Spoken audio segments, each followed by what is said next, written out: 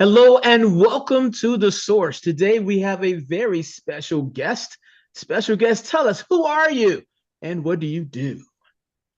Hi, I am Barrett Gaines. I am a technical recruiter here in Atlanta, Georgia. Okay. Okay. I love Atlanta. I do too. Since I'm born and raised here, a little biased. Um, we met at a recruiting function. It was the it was ARC, right? Atlanta Recruiter Community, That's right. a meetup here in Atlanta. And we had a very interesting conversation. And I thought, man, that should be a great episode for The Source. So I think we were talking about personality assessments, correct? That's right. We were. Yeah, and you had a contrarian view of them, and I love hearing all different points of view. So, if you would, please detail your contrarian view on personality tests and assessments. Absolutely. And there's certainly a contrarian view that I have, but I also have a lot of questions, and Okay. especially to companies that are thinking about implementing a personality assessment or have already implemented it. And those Hmm. questions are around a lot of logistics. And I'm not, I don't think that I have the right answers here. So I definitely would love to throw this out into the universe and see like, okay, if you are using this, how are you getting around these issues as I see them? It's funny. I have a friend who's a recruiter who is on the job market right now. It's a very tough job market for the talent community, and he has applied to a number of places. And recently, he applied to one, and the first response he got back from this company was, "Hey, do our personality assessment," which he did. And then a matter of days later, maybe it was a week, he received a rejection email. So he never spoke to anyone about the role. He doesn't know anything other than the fact he took a personality assessment and then got rejected. So the question is, what is actually happening when that is the cadence of events? A company might say, "Oh, well, we filled the role, so we sent out this personality assessment, and it wasn't about the results. We just found someone before we had a chance to interview them." It's a very plausible explanation of what happened, but is that what's really happening? So I have experience with administering personality assessments. There are a few out there. In fact, there's a great HBO documentary called Persona, and that covers the Myers-Briggs, the Big Five. But the one that I have experience with is the predictive index. And one of the things that the predictive index says that makes it different from some of these other assessments is that it's not narrowing the choice of like adjectives that you get to pick from. It's not saying like, how do you feel about your outlook on the world? Is it positive, not positive? Like their assessment is actually a word bank of about 90 words. Some of these words are patient, orderly, determined, constant, calm. And what they tell you is that it's a 6-minute assessment of just two questions. The first question is, "Hey, tell me which of these adjectives you think you're supposed to be like in the work environment. Like, how are you expected to behave in this work environment?" And you look at these 90 words and you click the ones that you think answer that question. Then the next question is, "Okay, now tell us who you really are. Which of these words really describe who you are here, in here?" And then it's the same bank of words. And after you've taken the assessment, they say, "Great, you're done. We're not going to tell you the results. We're going to send those to the company. And due to data privacy issues, we can't share the results with you. You'll have to ask the company to share the results." And that's what happens. And that's the assessment. Now, I've been through training on this assessment, and they say that there are, 15, 16, 17 different personality types. The one that they say that I am is a strategist. I make decisions quickly. I can see the big picture. When I have ideas and they're implemented at a company, change happens. They say that I'm direct, and that I can seem forceful. all those things sound pretty true. Uh, but they also say that there are about three different there are three personality patterns that maybe you should watch out for, especially if you're in a startup environment or a technology environment. And those three patterns are, well, let me break it down this way. So they are measuring about four different aspects of your personality. One is your dominance, like, how forceful, how aggressive, how controlling are you? The next one is your, like, how extroverted are you? Are you good with people? Are you collaborative? Can you form connections? The third one, patience. Like, how much patience do you have? And then finally, your formality, like how detail oriented are you? How much by the book are you going to do things? Like, are you really about getting those details 100%? So these are the four qualities that they're judging you upon. And those 90 or so words in the work bank, they are mostly tied to one of those four qualities, and they must be weighted in some kind of way.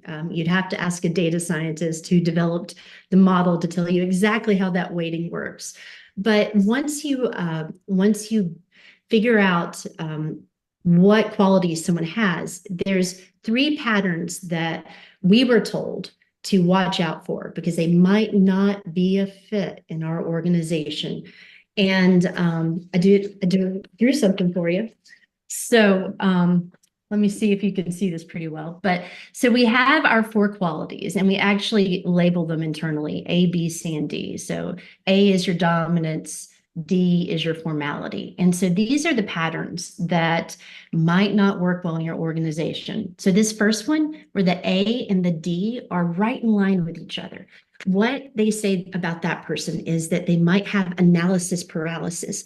Like, they've got that need, that drive, that aggression to make a decision, but their need for details, for feedback, for data, like, is going to make them so that they can't make a decision. They'll never feel like they have enough data to actually make a decision. So beware of that profile.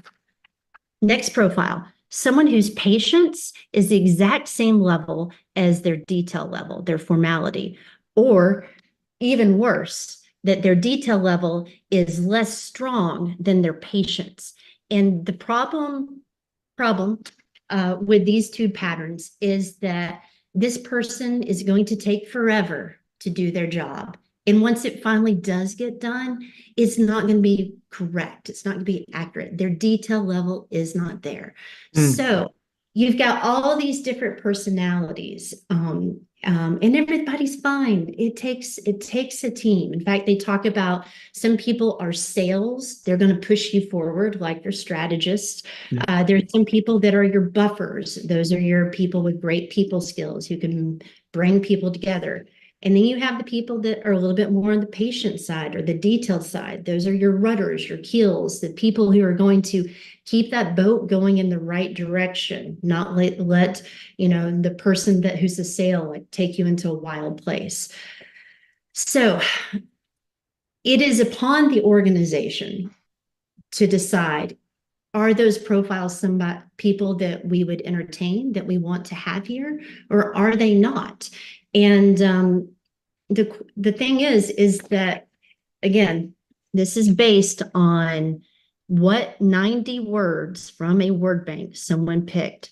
So let's say someone picked one more detailed word, just one more, and then their D is then in front of their C. They're no longer a problem if they only picked one more detailed word. So is that science?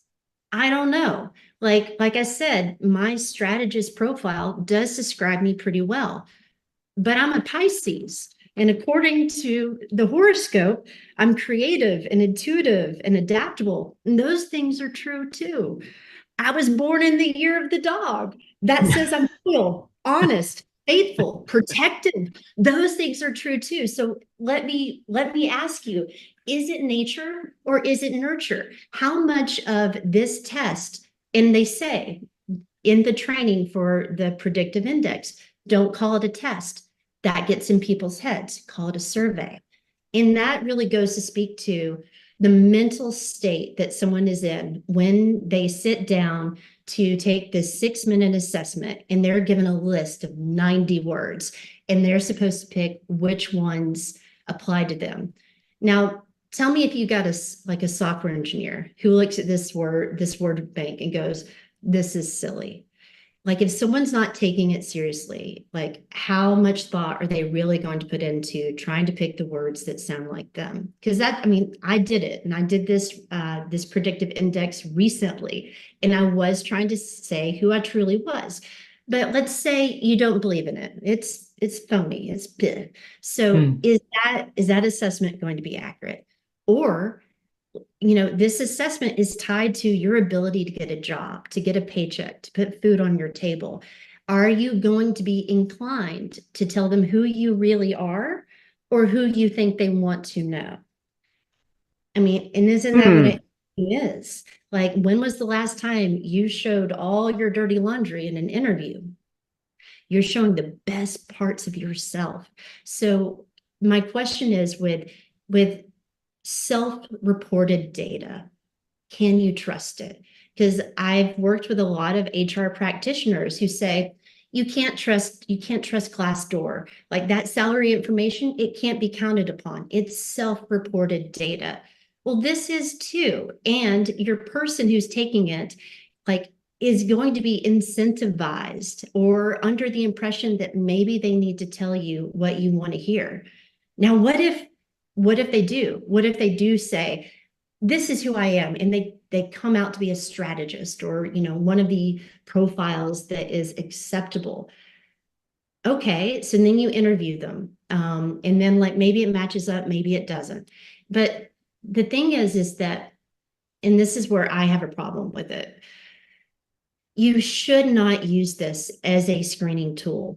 Now, in that HBO documentary, they're talking to a Myers-Briggs representative, an expert, who says you should not use the Myers-Briggs to predict behavior that will happen. And they said that when they realized that some of their customers were doing that, they reached out and said, hey, don't do that. That's not what this is used for. And they're like, we don't care.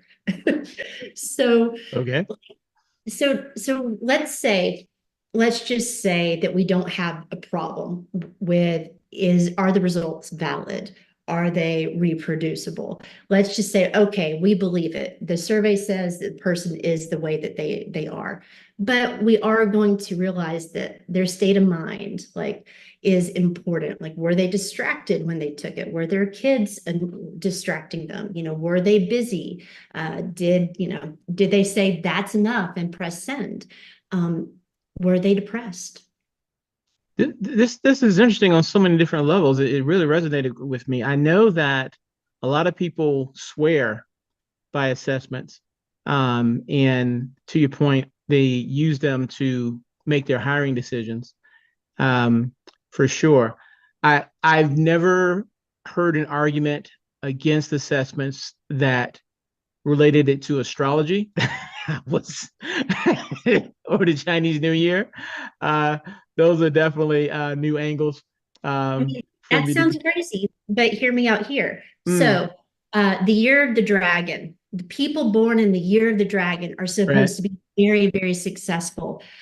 So that was one of those years was 1988. There was a study that followed these people born in China in the year of the dragon to see how successful they ended up being, and they did perform better in school. So Hmm. now you might say, oh, well, they're high school teachers. Their teachers were also superstitious, and they believed that because those kids were Year of the Dragon, then they would do better. However, in their college entrance exams, which are graded by a computer, they also showed to do better than other years past. So the question is nature versus nurture. If you're told that you have a good profile, or if you're told that you were born in the year of the dragon, and you've got parents or colleagues or bosses that say, I believe in you because this survey says that you're detailed oriented. You're going to be successful. I'm going to give you the tools that you need. I'm going to listen to you when you have a problem. Or what? What if you are a strategist profile and you decide, you know what? I got to where I am with these skills. I might want to hire only other strategist profiles. And so you're going to be predispositioned to hire people who match the way you are. And then are you going to give that person more guidance, more resources than the profiles that you decide that you'll put up with them? Like they're fine, but they're not like you. So in a world where it's not just nature, it is nurture, how do you reckon with that? Yeah, these self-fulfilling prophecies. Interesting take. Also interesting take too about self-reported data.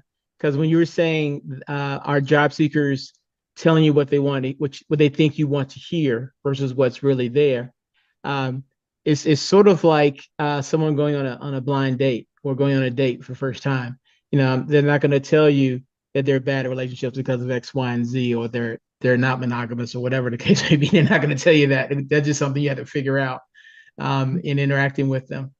Maybe these assessments, these personality assessments, are best used after someone is hired because presumably they have proven their skill set. Maybe I'm very much pro assessments for checking your skill set to see if you actually can go to the whiteboard and create the magic formula for some software or something like that. I mean, that makes sense to me. And then maybe after you're hired, this personality test will help me figure out which team you're best suited for, or maybe to give a heads up to the manager. This person is prone to analysis paralysis, so maybe consider that when you're managing them. You know, but they're already hired at this point, And so figure it out. What do you think about that? Is that too far off, or? no, no, and that's what I'm actually okay with. If you want to use an assessment after someone's already on board, that's going to do a few things. One, they're not in that mindset of I need to tell you what you want to hear because I need a job. They can be in a more relaxed mindset and not have so much writing on that test. But then Hmm. two, like use it as a conversation starter. And one of the representatives from the Predictive Index did a podcast a few years ago with the company Paylocity, and they asked her some pretty hard hitting questions. And in all of her answers, she described using it as a conversation starter. And I think that you could actually, again, do that with a horoscope, do that with, what year you're born. I'm not saying that I believe in that. I don't Hmm. actually, but let people use whatever tool they want to tell you who they are. So if someone says, hey, I'm a Pisces, I'm very intuitive, I'm very sensitive, what that person's trying to tell you is like, hey, you might need to be you might not need to come at me so directly. So let it be a conversation starter. And then that way, if they're looking at their assessment and let them read it, let them like see what it says, that they're good at, that they're bad at, how to motivate them, how to work and collaborate with them. And then they can say, you know what? This doesn't really sound like me. I would actually prefer this. That's totally okay. But when you're putting someone's job on the line, I don't think that you can trust the data. You know what would be an interesting experiment is if after someone's employed there, they agree to participate in the experiment, and they take one of these personality assessment surveys, and we say, well, according to our data, you are an excellent worker. You get your projects done on time.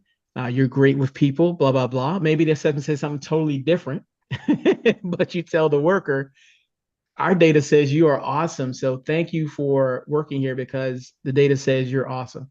And then watch their progress over time, Mhm. and see if they will fulfill that prophecy, Yeah. and then maybe later on in the year we say this is the actual assessment. It says you're a lazy bum, but we told you you're awesome. You did great work. So maybe you are a great worker with the right motivation. What do you think about that? I think, again, I think it's a great way to have a conversation with someone. It is sometimes difficult for folks to figure out who they are, but also figure out how to tell you, here's who I am, here's how I want to work with you. That is a conversation that not all of us have had the opportunity to think thoroughly through.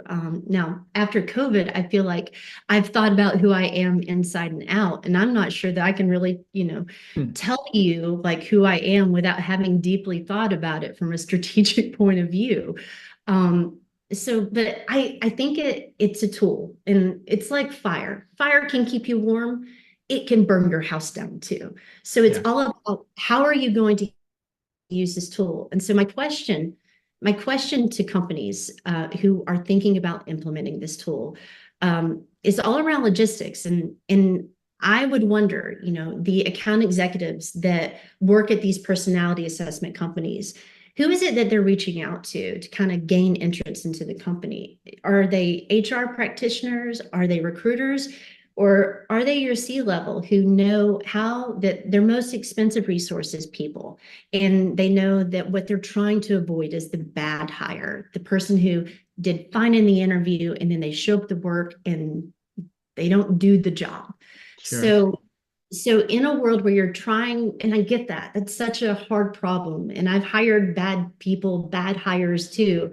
So Yeah. I understand, like, by attaching your product, your solution to such a painful thing for a company, they're going to say, yes, please give me the secret, give me the 6-minute solution that cost however many $1,000 a year to do, but it's going to keep me from having that bad hire. Like, so I don't think that those people making the decisions have actually gone through the recruiting process. So I want to pose some questions to them. All right. One, when do you do this assessment? Do you do it before you even speak to a person? Because in that case, like, you might end up rejecting people that have told you that are a great fit for the role, but they told you what they wanted you to hear, and they thought that patience was a virtue. And so they selected a lot of the patience words, you're calm, you're orderly, you're tolerant, you're consistent, you're careful, because they think that that is what makes a good worker. And now you've just rejected someone perfect for the job because they took it under those circumstances. Okay. So you're not going to do it before the recruiter interview. You'll do it after the recruiter interview then. So the recruiter speaks to someone and they feel like a great fit. They've got the experience. They seem to have the demeanor that the hiring manager says that they want. And they are like, okay, I'm going to send you an assessment. And what if the candidate says, well, what's the assessment for? How's it going to be used? What kind of people are you looking for? Is that recruiter going to say, hey, we're looking for people who can make decisions quickly and not get bogged down with patients or details? Like, is it okay for the recruiter to kind of guide that person to do that? Okay, so we decide, no, that's not okay. So let's not do that. The recruiter can only say, answer it as you think you should. Now, okay, so that's the situation. What do you do if you use a recruiting agency who's caught on to the fact that candidates that they submit get cut out of the process right after the personality assessment? Now, what if that agency recruiter picks up on the fact that, like, hey, they don't like patient people? What if you're like, hey, candidate, like, have them send that assessment to your email, but forward it to me. Let me take it for you. So what do you do when that's the case? Or what do you do when you have an employee referral and they've told them about, like, how it really works? And they're going to let that employee referral know, like, here's what we're hoping to see. Or worse, it's an employee referral and they don't do well on the assessment. Then what do you believe? The data point that's the assessment, or the data point that is your employee saying, I worked with this person before, they're amazing? What do you do there? Now throw all that away. What if the candidate comes from the hiring manager who has worked with this person before, and like, this person can do the job because I've already taught them how, and then that person has one of the bad profiles? And then my question is going to be, okay, well, who's the person who believes in this in the first place? Who said, I want my organization to use this? What are they going to do when their top manager says, this assessment is phony because my person's great? Are they going to say, no, you can't hire your person because they didn't do well in this assessment? My other question is going to be, what's the pattern of that C-level executive who decided to use this assessment? Are we all trying to follow that person's pattern? Do we all just need to be mirror images of that person? So, like, will A you lot of share? Yeah, so it's a lot of great questions. If someone had some great answers for those great questions, how could they contact you online to continue this conversation? Sure. I am on LinkedIn. My name is Barrett Gaines here in Atlanta, and that is a great way to contact me. Thank you so much for your time. I appreciate you being on The Source. You're very welcome. Have a great rest of your day. AI. So many tools, so little time. What's a sourcer to do but stay informed? And one way to do that is SourceCon's AI Product Showcase. This is a very unique opportunity. Sponsors present for 5 minutes and then have 5 minutes to demonstrate live to in-person and virtual attendees how their product can solve a real-world sourcing scenario. Only a select few AI products will be featured on the main stage, so if anyone wants to share their AI product with the SourceCon community, reach out to sales@ere.net today. SourceCon community. The AI Showcase is the showcase you didn't know you needed. Always remember, SourceCon loves you.